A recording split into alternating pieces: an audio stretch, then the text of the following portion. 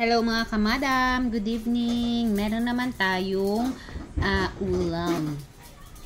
Fish yung ulam natin ngayong gabi. So ayan, piniritong isda.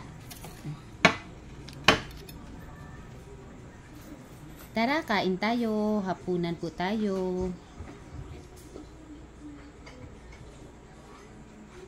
Kain-kain ng piniritong isda. O, diba? Napaka-crispy yan. At ang sarap. Sarap to i-sausaw sa suka.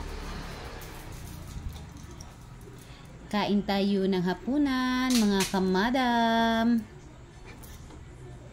Okay, thanks for watching. Follow for more sa uulitin. Kamadam Vlog. Bye-bye. Thank you so much. Tara, kain-kain.